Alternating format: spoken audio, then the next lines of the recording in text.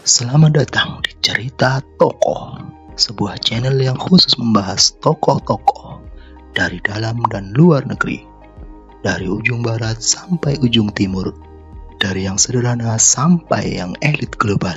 Kali ini admin akan membahas tokoh Melayu yang tangguh, yang merubah negara Malaysia dari negara Melayu agraris menjadi negara berkembang dan disegani oleh negeri jiran. Beliau adalah Dr. Mahathir Mohamad. Mahathir Mohamad lahir pada 10 Juli 1925 di Lorong Kilang Ais, seberang Perak, Alor Setar, yang merupakan ibu kota Kesultanan Kedah. Mahathir merupakan anak ke-9 dari pasangan Muhammad Iskandar dan Wan Tempawan Wan Hanapi. Meskipun ayahnya bukanlah seorang bangsawan, tetapi Muhammad Iskandar bukanlah sosok biasa. Beliau adalah kepala sekolah berbahasa Inggris pertama di Kedah, atau dikenal dengan Government English School. Mahathir Mohamad mulai bersekolah di Sekolah Melayu Seberang Perak, Alor Setar, Kedah. Setelah lulus, ia kemudian melanjutkan studinya di Government English School, Alor Setar pada tahun 1932. Ketika sekolah-sekolah ditutup pada masa pendudukan Jepang di Malaya, ia memulai usaha kecil dengan menjual kopi, pisang goreng, dan makanan ringan lainnya. Setelah peperangan berakhir, ia lulus dari sekolah menengah dengan nilai yang tinggi. Kemudian mendaftar untuk menempuh pendidikan tinggi pada jurusan kedokteran di Sekolah Tinggi Ilmu Kedokteran King Edward ke-7 di Singapura. Di kampus itu juga Mahathir Mohamad bertemu dengan sang future wife, Siti Hasmah binti Muhammad Ali, yang juga sesama mahasiswa di Fakultas Kedokteran. Setelah lulus pada 1953, ia bekerja sebagai petugas medis pemerintah hingga 1957, sebelum akhirnya membuka praktik sendiri. Mahathir dan Siti Hasmah menikah pada 5 Agustus 1956, 4 tahun setelah ia menyelesaikan gelar medisnya di King Edward ke-7 College of Medicine di Singapura. Dalam pernikahan itu, Mahathir dikaruniai 7 orang anak.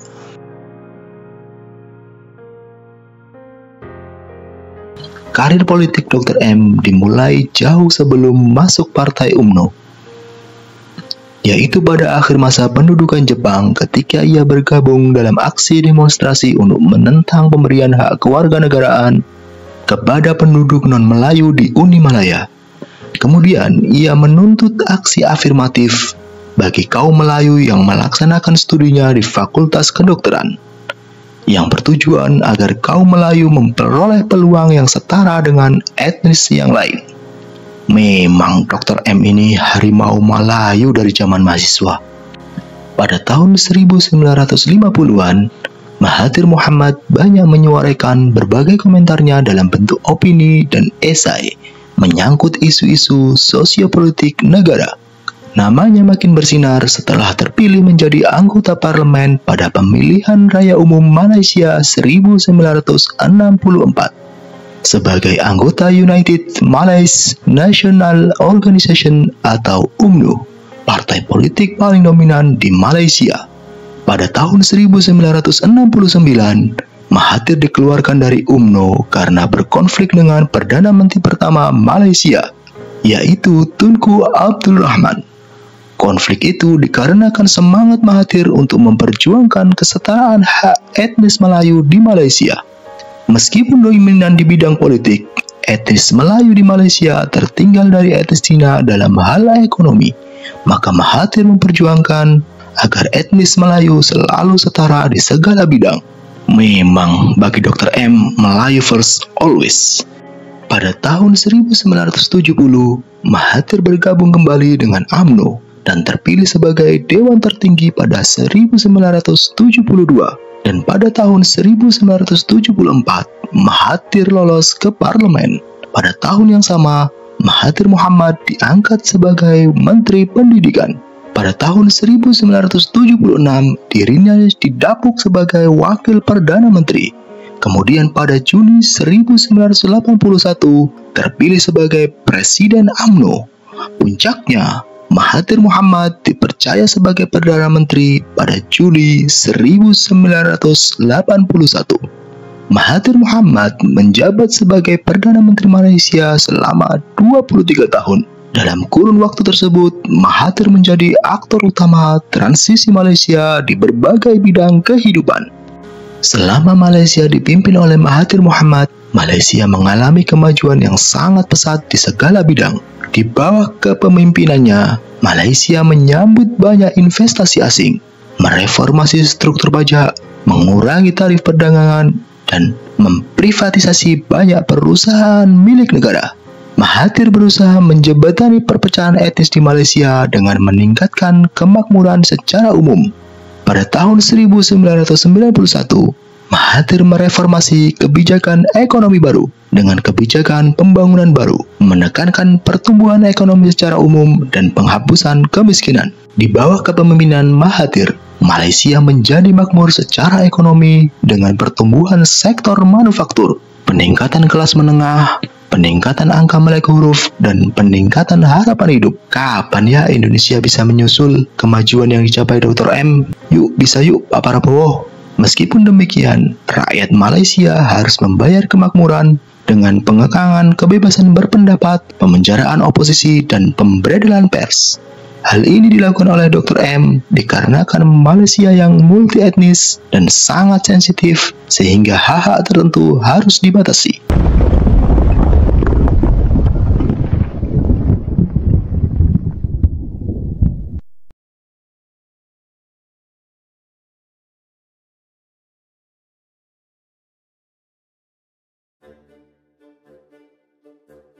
Pada akhir tahun 1990-an, perekonomian Malaysia dan negara Asia lainnya, termasuk Indonesia, mengalami depresi.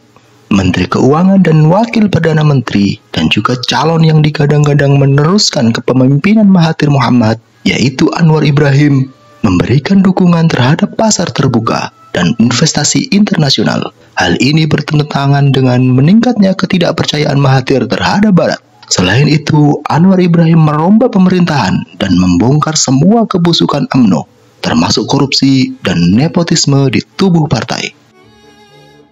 Pada tahun 1998, Anwar Ibrahim diberhentikan dari jabatannya dan ditangkap atas tuduhan korupsi dan sodomi. Gelombang demonstrasi anti pemerintah melanda negara tersebut. Hukuman penjara terhadap Anwar Ibrahim memicu lebih banyak protes di bawah bendera reformasi yang menyerukan pengunduran diri Mahathir Mohamad. Meski demikian, Mahathir terus menekan pendukung Anwar Ibrahim dan mengkonsolidasikan kekuasaannya. Dari balik jeruji besi, Anwar Ibrahim memimpin gerakan reformasi hingga partai multiras terbentuk, yaitu Partai Keadilan Nasional. Partai ini kemudian menyatukan Partai Islam Se-Malaysia atau PAS dan Partai Aksi Demokratik atau DAP. Kemudian mendirikan koalisi Barisan Alternatif pada 1999. Kemudian pada Agustus 2003, Partai Keadilan Nasional bergabung dengan Partai Rakyat Malaysia, membentuk Partai Keadilan Rakyat atau PKR. Pimpinan istri Anwar yaitu Wan Azizah Wan Ismail.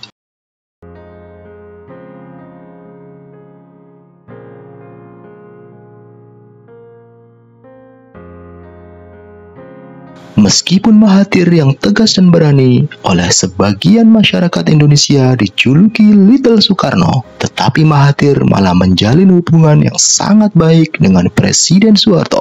Bahkan menurut Mahathir, negara-negara ASEAN termasuk Indonesia yang dipimpin oleh Pak Harto pernah merasakan masa-masa keemasannya pada tahun 80-an. Saat itu, ASEAN disegani oleh negara-negara lainnya. Mahathir membela Pak Harto dari tuduhan orang-orang yang telah melupakan jasanya. Bahkan Perdana Menteri Mahathir Mohamad tidak terima dan memprotes keras sikap arogan bos IMF, Michael Kamdesus, yang dianggap pongah karena merasa sangat puas dan sinis saat menyaksikan penandatanganan hutang berkedok bantuan senilai 43 miliar dolar dari IMF untuk Indonesia. IMF menganggap Indonesia yang dipimpin Presiden Soeharto saat itu sudah kalah dan lemah karena sudah jadi pasien tetap IMF. Emang IMF nih, bandit finansial berkedok dewa penolong.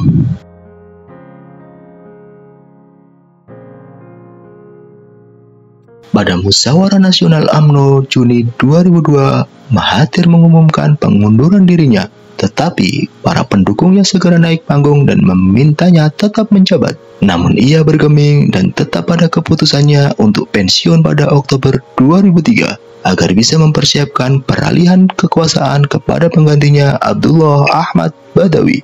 Pada tanggal 31 Oktober 2003 menjadi hari bersejarah bagi Malaysia. Perdana Menteri Malaysia Mahathir Mohamad yang sudah 22 tahun menjabat secara resmi mengundurkan diri dan digantikan wakilnya Ahmad Badawi.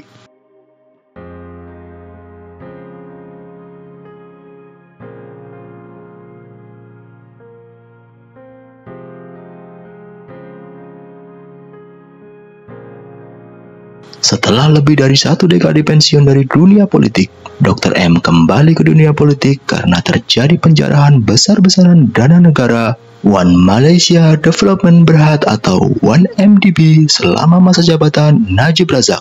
Penggelapan dana investasi itu memicu gelombang kemarahan publik.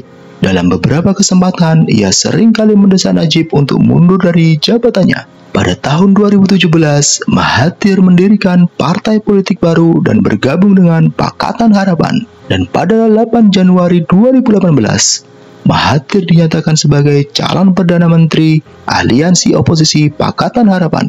Dalam pemilu 9 Mei 2018, sedangkan Wan Azizah Wan Ismail, istri mantan musuh politiknya yaitu Anwar Ibrahim, bersatu dengan Dr. M untuk menjadi wakil Perdana Menteri apabila menang. Hal ini membuat oposisi meraih kemenangan bersejarah dalam pemilu 2018 dengan menggulingkan UMNO yang telah memerintah sejak kemerdekaan negara itu dari Inggris. Selain itu, ia juga mengajukan gerasi kepada Anwar Ibrahim, sang mantan musuh politiknya. Koalisi yang bukan kaleng-kaleng, bos.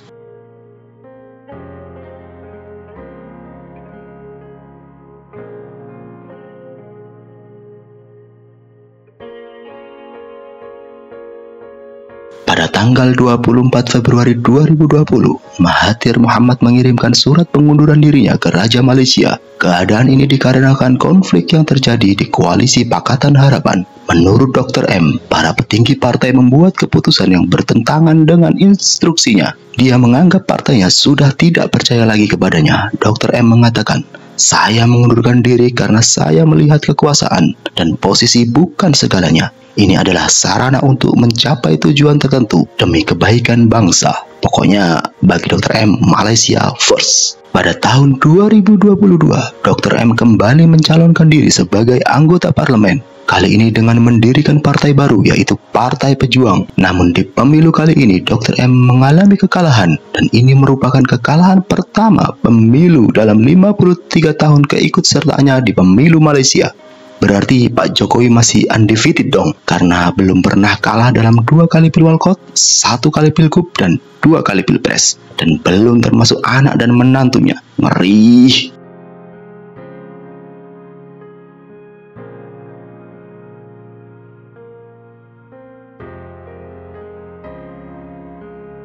Demikianlah biografi singkat Dr. M, seorang pemimpin besar yang membawa Malaysia dari negara agraris menjadi negara industri yang tetap berbasis pertanian dan perkebunan, negara yang menjadi tujuan ratusan ribu tenaga kerja Indonesia. Dr. M, sang harimau dari Malaya karena keberaniannya bersuara, bahkan menentang Barat, dan membela kaum muslim seperti di Bosnia dan Palestina seperti layaknya Soekarno.